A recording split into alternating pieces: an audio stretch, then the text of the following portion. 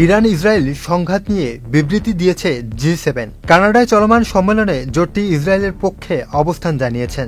জোটের নেতারা বলেছে, ইসরায়েলের আত্মরক্ষার অধিকার রয়েছে। আমরা ইসরায়েলের নিরাপত্তার প্রতি সমর্থন দিচ্ছি। বান্ডেল থাকলে প্রতি সেনমানিতে টাকা বাঁচবে। বিকাশ সেনমানি বান্ডেল কিনে জিতুন প্রতি লেনদেনে। G7 এর নেতারা আরও বলেছেন, ইরান সন্ত্রাসের প্রধান উৎস। আমরা ধারাবাহিকভাবে স্পষ্ট করে বলছি যে ইরান কখনোই পারমাণবিক অস্ত্রের অধিকারী হতে পারবে না। পাশাপাশি ইরান সংকট সমাধানের আহ্বান জানিয়েছে নেতারা। এই জোটটির সদস্য রাষ্ট্রগুলো হল যুক্তরাজ্য, যুক্তরাষ্ট্র, Japan, France, Germany, Canada O Italy.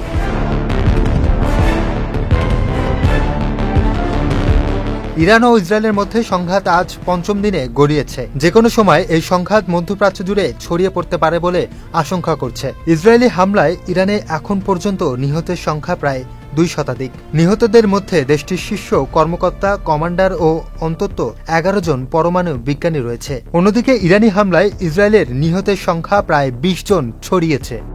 মুইনতাজ, channel I.